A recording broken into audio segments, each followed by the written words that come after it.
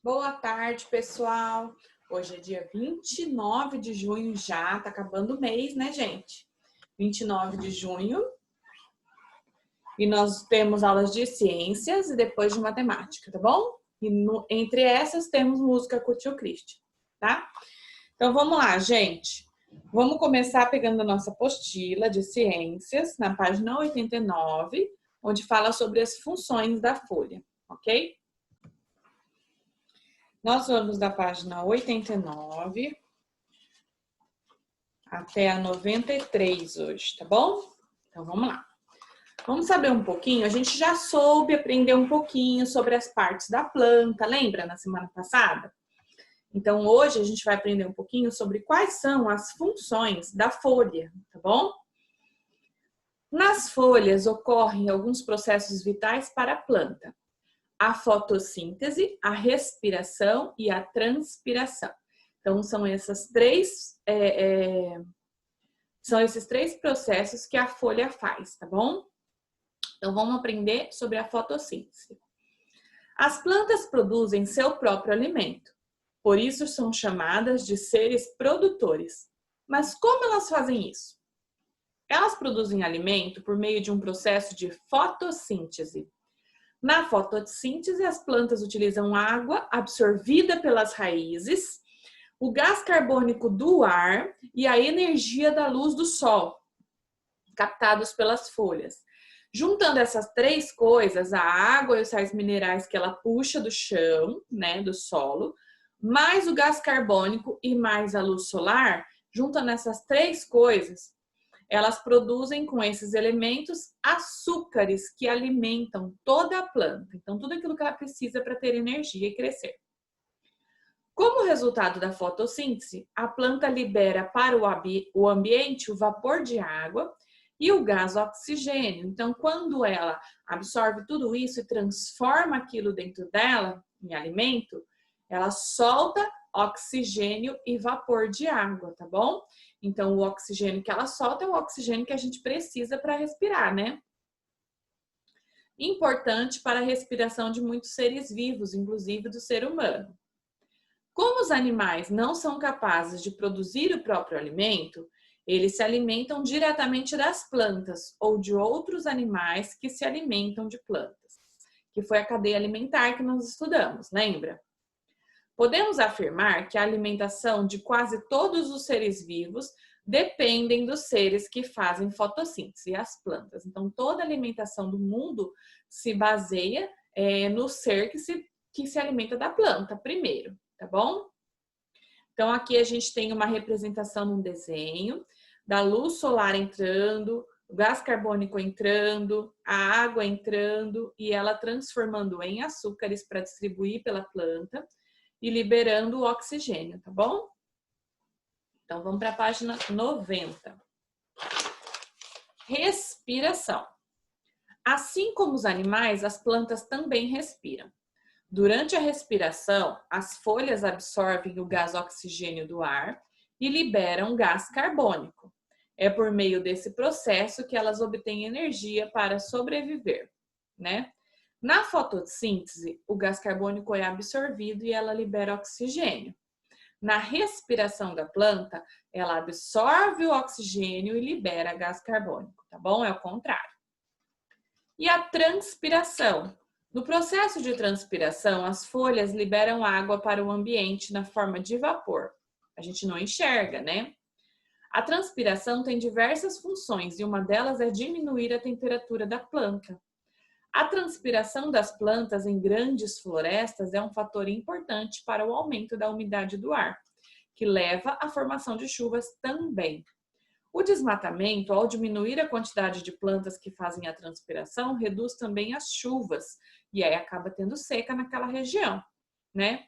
Aqui do lado a gente tem um exemplo de uma plantinha que uma pessoa amarrou uma sacolinha em algumas folhas, amarrou, vedou. E depois de alguns dias ela foi ver, dentro dessa sacolinha estava úmida. Por quê? Porque a planta transpirou, né? E daí, como não foi liberado para o ambiente, ficou dentro da sacolinha, a sacolinha ficou úmida. É onde a gente pode perceber que existe realmente a transpiração das plantas, tá? Seiva, saiba mais. Então, a gente vai só conhecer um pouquinho sobre isso, tá? Chamamos de seiva os líquidos que correm pelo corpo da planta. A mistura de água e sais minerais retirados do solo pela raiz é a seiva bruta. Já a mistura de água com açúcar produzido na fotossíntese é a seiva elaborada. Então, a seiva é como se fosse o sangue da planta, tá bom? Temos aqui uma atividade de experiência na 91, que nós não faremos, e vamos para 92, tá bom? Escreva F para as frases que se referem ao processo de fotossíntese, R para respiração e T da transpiração, tá bom? Nesse processo, a planta absorve gás oxigênio do ambiente.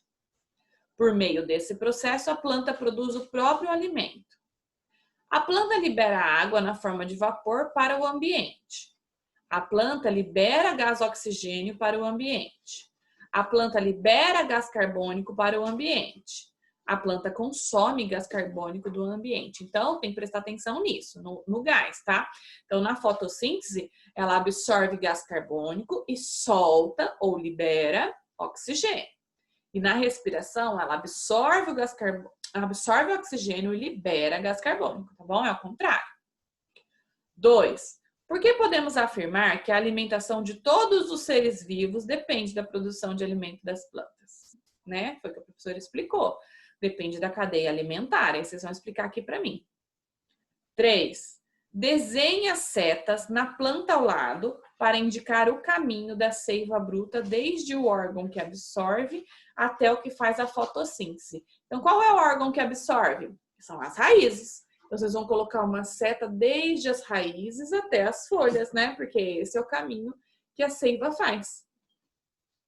4. Qual é o nome da seiva composta de água e açúcar produzida na fotossíntese e que caminho ela percorre?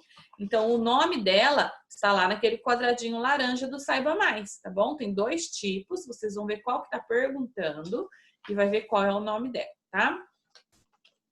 Aqui na página 93, que é a nossa última página de hoje, nós temos aqui, por que plantar uma árvore?